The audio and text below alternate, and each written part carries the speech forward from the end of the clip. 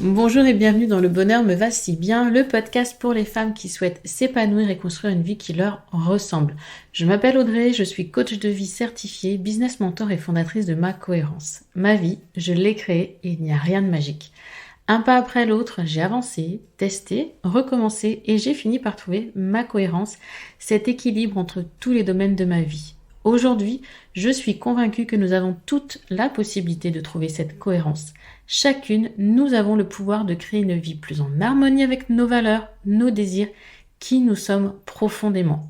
Ma mission, vous l'aurez compris, est de vous guider, vous aider à mieux vous connaître, à vous approprier votre vie pour être plus sereine, épanouie et enfin trouver vous aussi cet équilibre, ce bonheur et cette légèreté.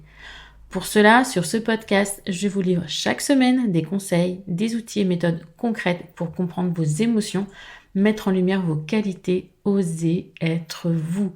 En résumé, je vous aide à vous remettre au centre de votre vie et enfin prendre conscience que vous êtes la personne la plus importante de votre vie. Alors, préparez-vous à reprendre votre vie en main. Hello et merci d'écouter ce 72e épisode du podcast Le Bonheur me va si bien. On a parlé d'Astro Bujo en début de mois et là maintenant j'aimerais qu'on aille un peu plus loin dans le thème astral. Donc, je vous assure, rien de trop spirituel, rien d'hyper perché là-dedans, vraiment.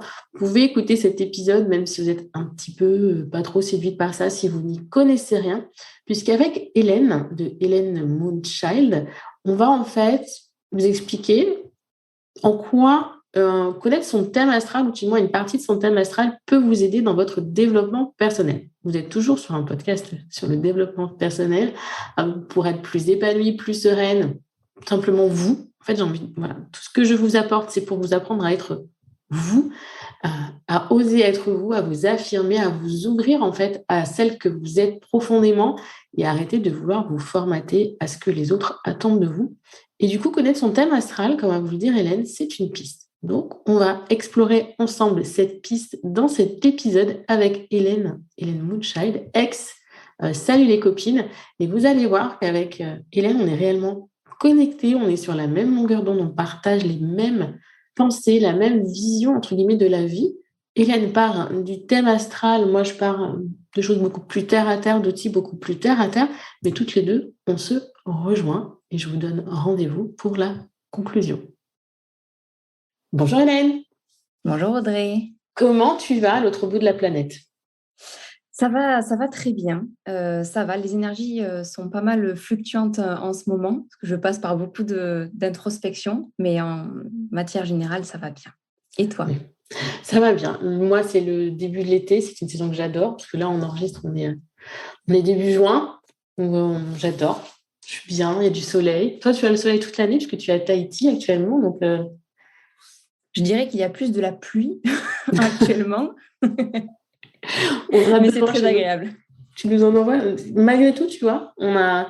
Bon, quoi qu'il n'y a pas beaucoup plu cet hiver, donc on va avoir un gros besoin d'eau, je pense, cet été.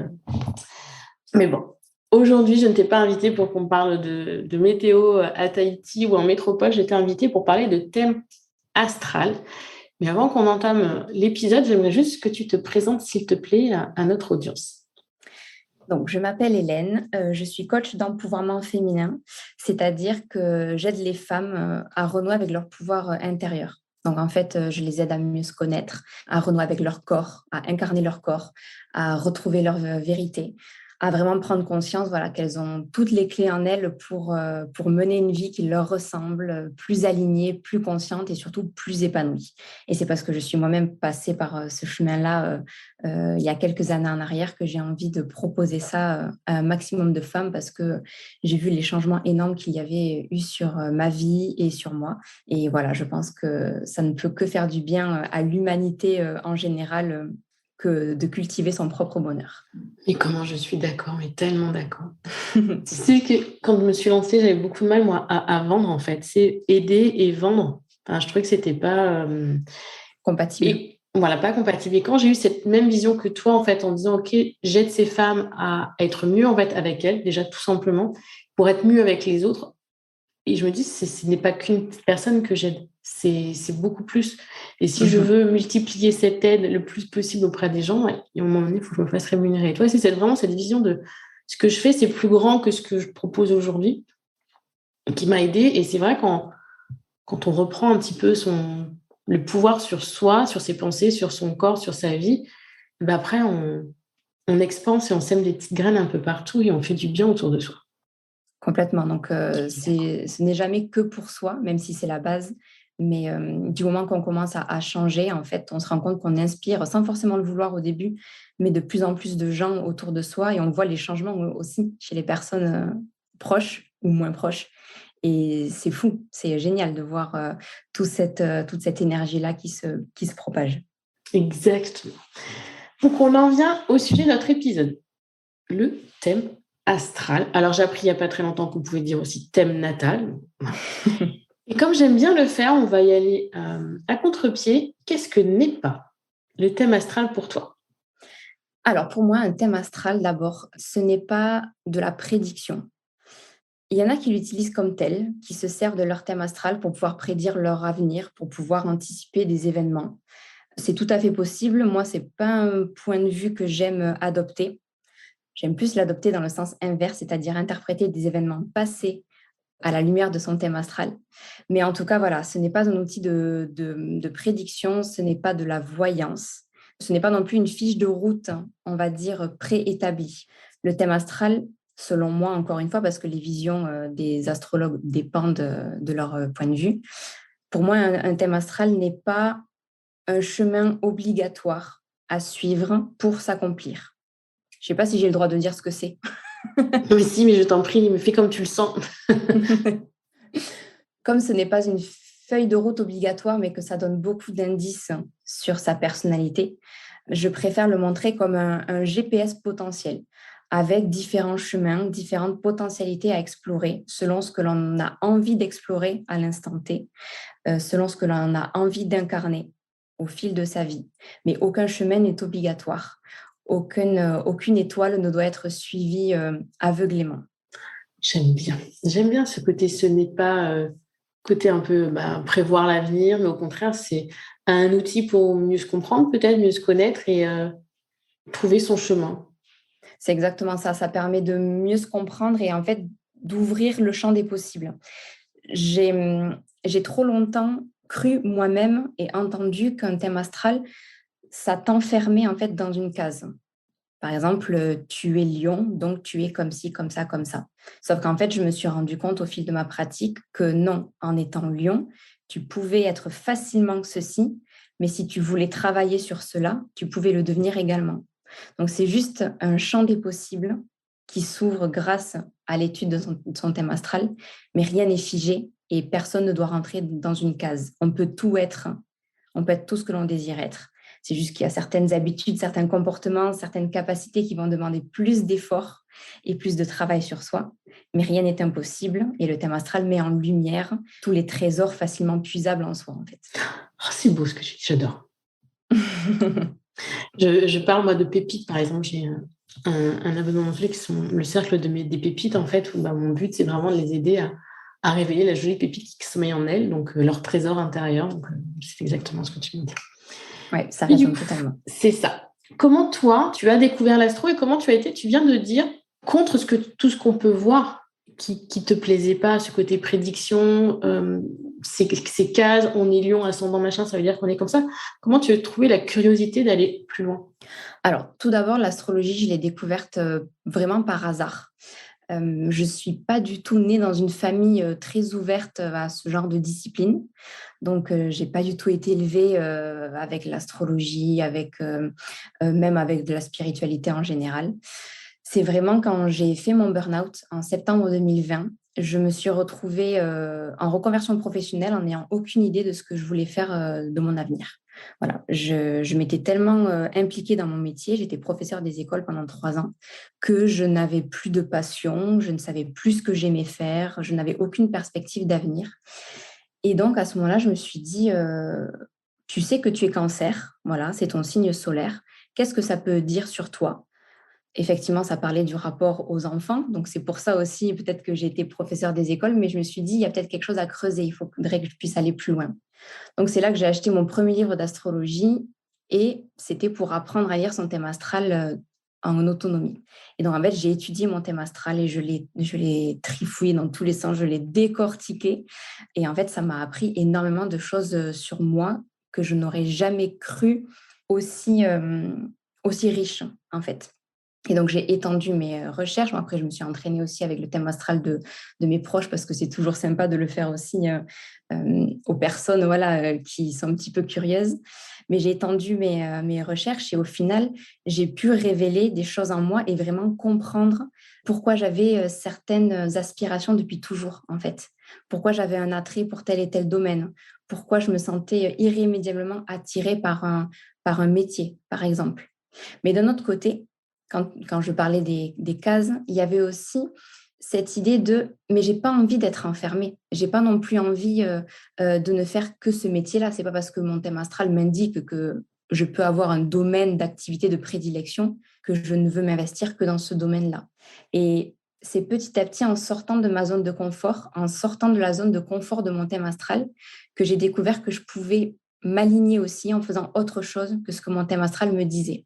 Donc, en fait, c'est un peu comme si l'étude de mon thème astral m'avait donné une base de travail, une base de réflexion, et qu'ensuite, c'était à moi de reprendre le pouvoir et d'aller au-delà et de tester autre chose et de me trouver, en fait, dans cet au-delà-là, en gardant quand même une base de connaissance de soi.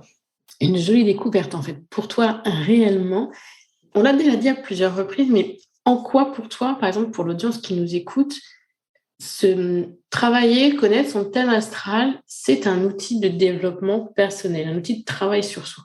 Et comment l'utiliser comme outil de développement personnel?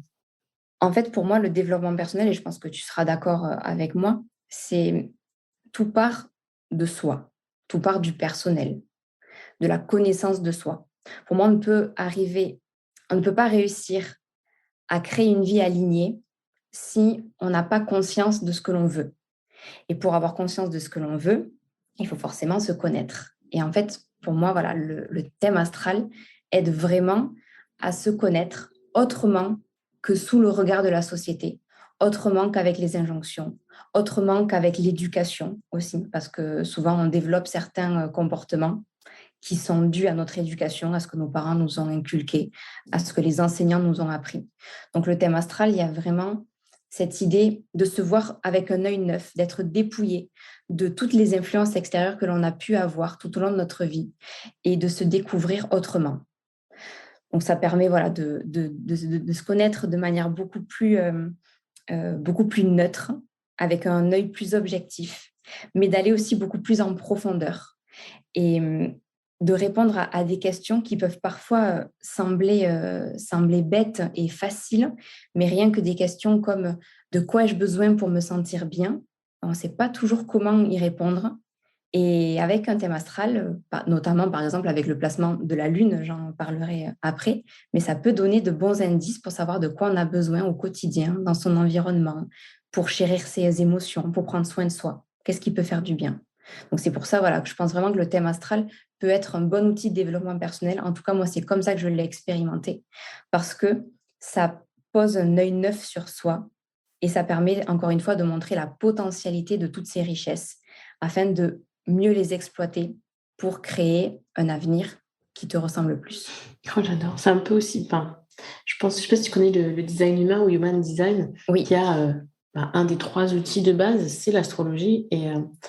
Et ce que tu dis là, c'est vraiment ce qui m'a poussé moi aussi à aller vers cet outil. C'est juste, là, j'ai une personne qui a fait un atelier pour les pépites sur le human design et quelques pépites qui ont fait faire leur lecture de chartes, de cartes.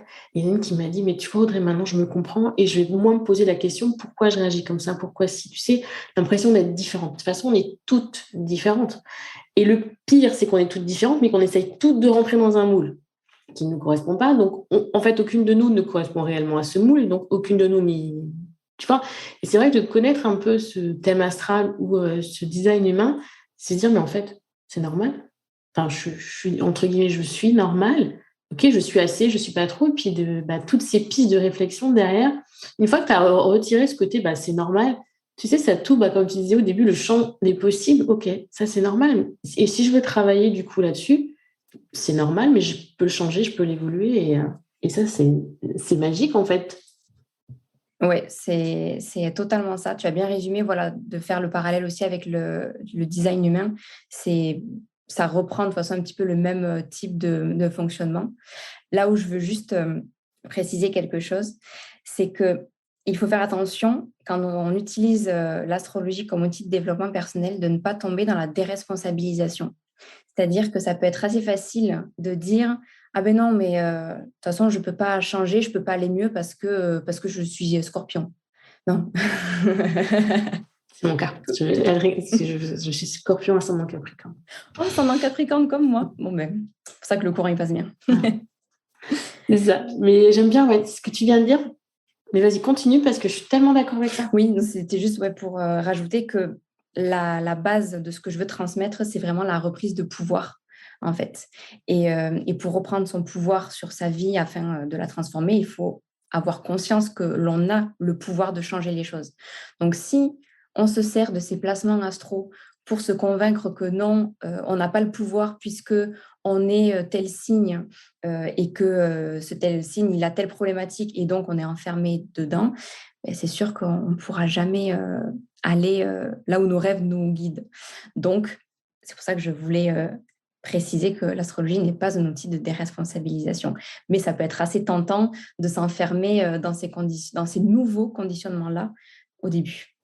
Le déconditionnement, tu l'as dit tout à l'heure. Et moi, je l'apprends aussi en design humain, se déconditionner de tous les paradigmes de notre société, de toutes les injonctions de notre éducation. Et simplement être soi, c'est long. Il y en a des couches à retirer quand même. Hein, et prendre la responsabilité de ses actes, de ses choix, de sa vie, c'est lourd. Oui, parce que c'est plus facile de se laisser guider sur le mode automatique, de laisser ses réactions premières et impulsives prendre le pas, puisque ça demande un sacré travail au niveau de l'ego de se responsabiliser aussi. Puis c'est tellement plus facile, mais c'est la faute d'un tel. Ah, ou c'est mes parents. Ou ah, tiens, c'est mon boss. Enfin, ouais, à un moment Ouais. donné, c'est soit j'ai le choix de ma réaction. On n'a pas le choix de la situation, mais on peut avoir le choix de sa réaction. Et je réagis pas comme ça parce que je suis Scorpion ascendant Capricorne. Je réagis comme ça parce que je suis moi, parce que j'ai mes traumas, parce que j'ai mes peurs, parce que j'ai mes doutes et prendre conscience de tout ça. Donc, comme tu disais tout à l'heure, prendre conscience que mon thème astral, il est comme ça a cette incidence, je dirais, peut-être sur mon tempérament, mes comportements, mais ça ne me définit pas. Exactement, ça a une influence, ça, ça va te pousser à tendre vers tel ou tel comportement, mais tu as totalement le pouvoir en toi de pouvoir modifier, modeler et adapter ces réactions-là. Et je pense qu'on pourrait en discuter longtemps de ce côté responsabilité, tout ça, parce Oui, qu'on partage j'adore. vraiment le même point de vue. Mais on va avancer. Est-ce que tu pourrais nous donner, alors déjà, là, tu vas nous donner quelques clés pour lire son thème astral, mais je sais que tu as un e-book qui reprend ces clés et sans doute bien plus. Est-ce que peux nous parler de l'e-book dont je mettrai le lien dans le descriptif de l'épisode, bien sûr. Alors, c'est un e-book qui va vous aider à interpréter, à lire votre trinité astrale. Alors, qu'est-ce que la trinité astrale en astrologie? C'est tout simplement le placement de votre soleil, de votre lune et de votre ascendant. Qu'est-ce que j'entends par le placement du soleil, de la lune et de l'ascendant? Il est courant de connaître son signe solaire. Par exemple, lorsque l'on est né fin juin, on est du signe solaire du cancer. Mais il n'y a pas que le soleil à prendre en compte dans son thème astral et donc dans sa personnalité. Il y a la lune, il y a l'ascendant, il y a toutes les planètes du système solaire, il y a beaucoup d'astéroïdes et bien d'autres éléments fictifs. Donc c'est pour ça que notre personnalité ne peut pas se résumer seulement à un signe solaire. Et en fait, la trinité astrale, donc qui reprend le signe du soleil, le signe de la lune et le signe de l'ascendant, ça permet d'avoir quand même une base assez concrète qui permet d'expliquer les principales énergies d'une personnalité. Donc l'e-book a pour objectif de vous présenter comment trouver votre trinité astrale, donc votre soleil de naissance, votre lune de naissance et votre ascendant de naissance. Tout ça, ça se fait grâce à un générateur de cartes du ciel, donc notamment astrothème.fr, voilà, avec votre date de naissance, votre heure de naissance et votre lieu de naissance.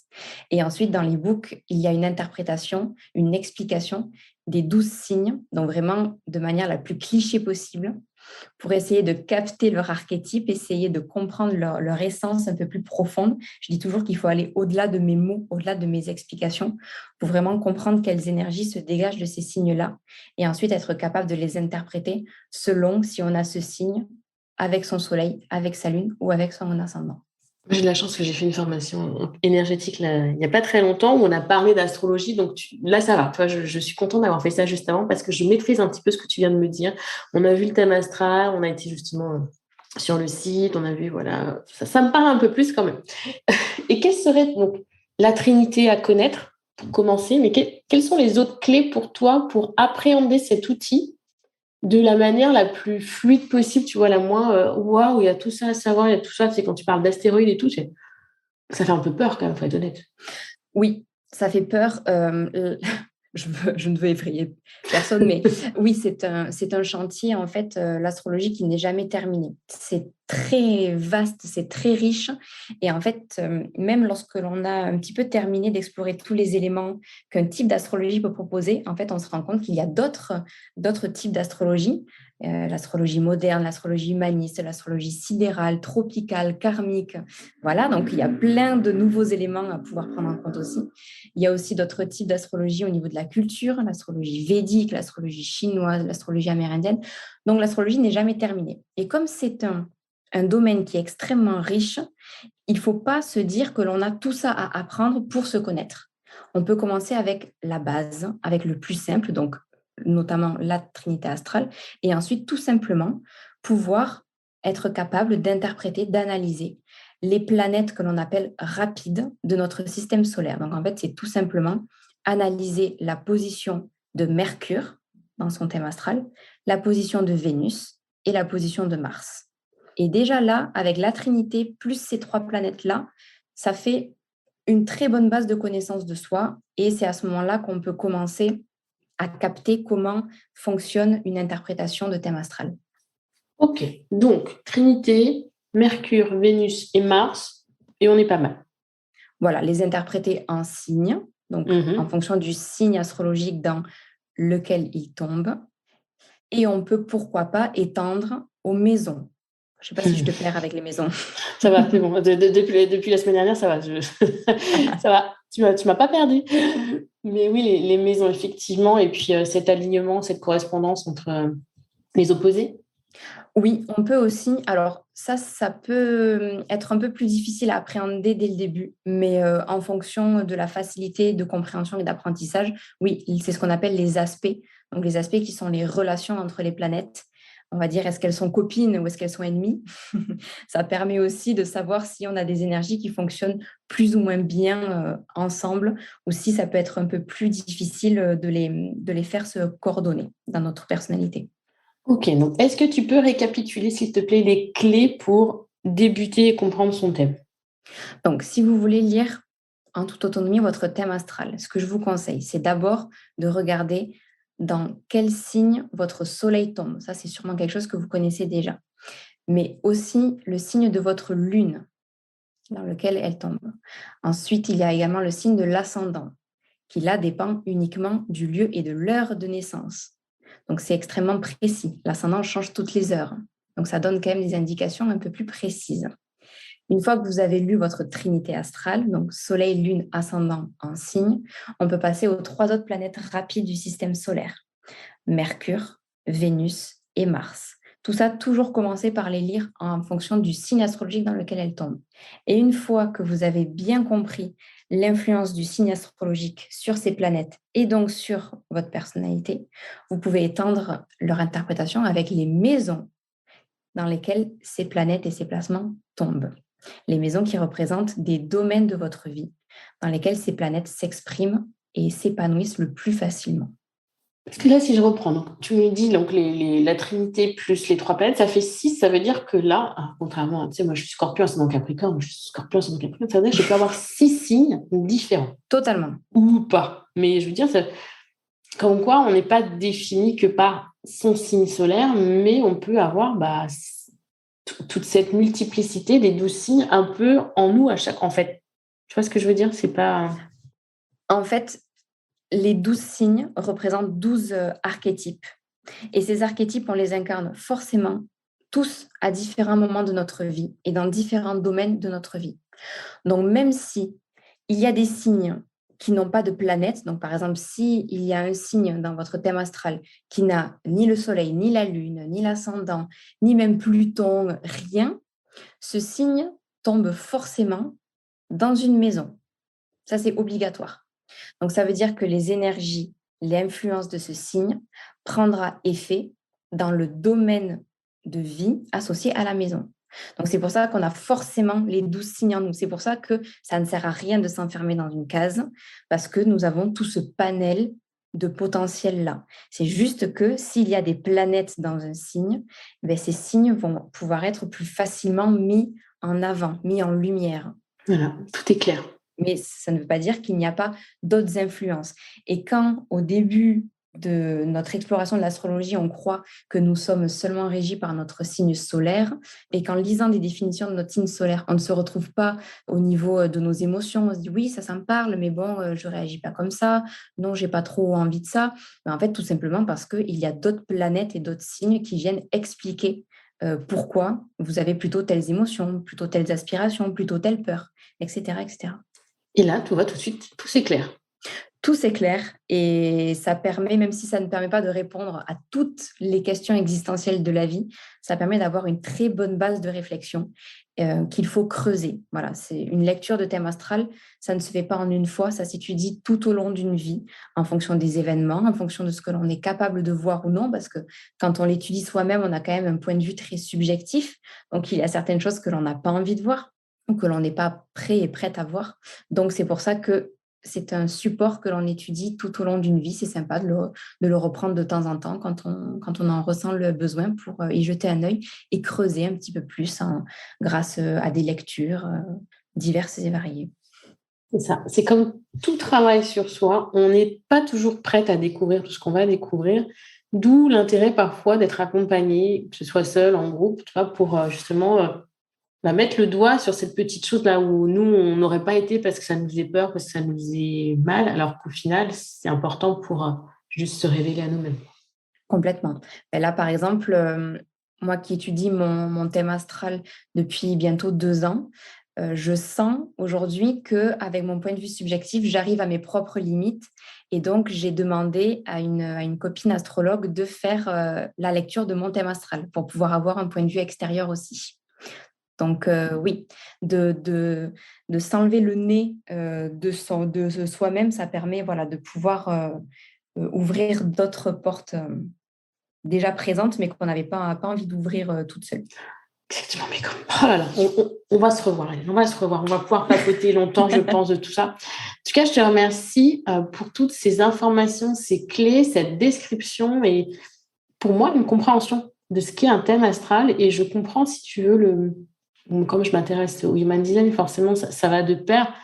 Mais l'intérêt de le connaître dans sa globalité, ou au moins dans une bonne partie, sans s'arrêter, je suis Scorpion. Exactement. Essayer d'aller un petit peu au-delà.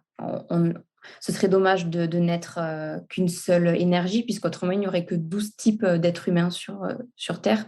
On s'ennuierait un peu. Parce que c'est très triste. Ok. Alors, vous pouvez retrouver Hélène. Donc, Hélène a changé de nom. Je tiens à le préciser maintenant. C'est Hélène Moonchild. Avant, c'était Salut les copines, je crois. C'est ça. C'est ça. Donc là, c'est Moonchild. Tu viens en plus, comme là, vous avez écouté cet épisode fin juillet qu'on enregistre début juin. C'est plus trop d'actualité, mais tu as sorti il y a quelques mois, du coup, ta formation pour lire son thème astral. C'est bien ça? Exactement, une formation qui s'adresse aux débutants, débutantes pour apprendre à lire les bases de son thème astral. Donc, tout ce que j'ai cité dans cet épisode, oui, la Trinité, Mercure, Vénus, Mars en signe et en maison. Comme j'ai dit, ça permet d'avoir une bonne base déjà assez complète sans avoir besoin dès le début d'aller au-delà parce que c'est un apprentissage qui peut faire peur. Donc oui, voilà, cette formation reprend les bases pour pouvoir être autonome face à la lecture et l'interprétation de ses propres placements. Merci beaucoup, Hélène. Est-ce que tu as quelque chose à rajouter pour conclure? Mais non, je veux surtout te remercier à toi de m'avoir invitée, de m'avoir donné la parole. Première fois que je participe à un podcast, donc grande première pour moi. Donc merci beaucoup de m'avoir donné cette opportunité-là. Puis on va dire merci à Charlotte, qui c'est elle qui, qui s'occupe de la stratégie podcast, et qui m'a dit tiens, tu devrais contacter Hélène pour cet épisode.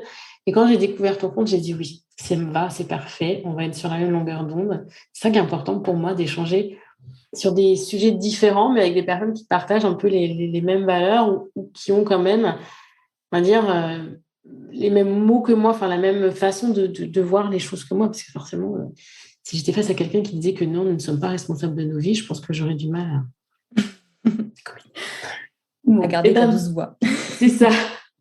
Merci beaucoup, Hélène. Je te dis moi à très bientôt, j'espère bientôt. Et puis, on se retrouve sur Moonchild, Hélène.Moonchild, c'est ça? Il y a ton prénom. Exactement, tu as tout juste, oui. Hélène, c'est E2LEN. Je précise, parce que c'est pas la façon la plus courante qu'on a de l'écrire, donc E2LEN, Moonchild. Mes parents ont voulu rajouter un peu d'originalité, je pense, dans ce vieux prénom. Pourquoi pas? Ils ont pris le pouvoir, ils ont pris leur responsabilité. Exactement. Et moi, j'ai pris la responsabilité de devoir répéter et épeler mon prénom à tous les gens qui me le demandent. Bon, je te remercie. Puis du coup, à toi, je te souhaite une bonne nuit. Et une très belle journée à toi. Merci beaucoup. Merci. Alors, qu'avez-vous pensé de ce partage avec Hélène? Franchement, moi, j'ai adoré enregistrer cet épisode. Donc, il faut savoir, oui, le côté un petit peu drôle, c'est que Hélène, on a enregistré cet épisode 9h, heure métropole, 21h, heure de Tahiti, et c'est l'heure normalement à laquelle elle dort. Donc, elle a pris une bonne douche froide avant pour être sûre d'avoir l'esprit assez réveillé pour enregistrer cet épisode. Mais j'ai vraiment adoré cet échange et toutes les belles choses que nous a partagé Hélène. Je ne sais pas vous, mais vraiment, là, ça me donne envie d'aller un peu plus loin. Je le fais déjà, moi, avec le Human Design. Mais donc, si vous voulez retrouver Hélène, son compte Instagram, c'est Hélène, E2LEN.Moonchild, MOONCHILD. Je vous mets bien sûr le lien dans le descriptif de cet épisode. Je vous mets le lien aussi de son e-book Astro pour vous apprendre un peu à regarder cette trilogie. Et bien évidemment, pour celles qui veulent aller plus loin, je vous mets également le lien de sa formation. Et ce n'est pas un lien infini. Je ne gagne rien en vous mettant ce lien. C'est juste l'envie de partager avec elle. Et franchement, là, en échangeant, je me suis dit, j'ai en tête un programme pour après-créatrice qui sera peut-être plus ouvert au champ des possibles. Et je me dis qu'Hélène pourrait tout à fait y venir et partager sa connaissance sur l'astrologie. Pour terminer cet épisode, pour celles qui recherchent justement cet alignement, qu'est-ce que ça signifie d'être aligné? On en a beaucoup parlé pendant cet épisode. N'hésitez pas à vous inscrire à la mini-formation, mini-coaching gratuit, être aligné. En 4 vidéos, je vous explique ce qu'est être aligné, quelles sont les étapes pour être aligné, et ensuite, dans les 2 dernières vidéos, quels sont les outils pour s'aligner. Donc, s'aligner, brièvement, c'est simplement être au bon endroit, avec les bonnes personnes, au bon moment. C'est se sentir en harmonie avec tout ce que l'on a autour de soi.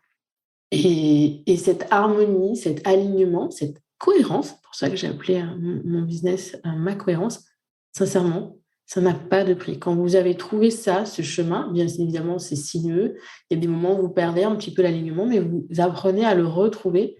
C'est juste, on se sent bien, on se sent sereine, on se sent légère, on se sent épanouie, heureuse. Et c'est juste génial. Donc, je vous mets le lien, bien évidemment, de ce mini-coaching dans le descriptif de cet épisode qui est à présent terminé.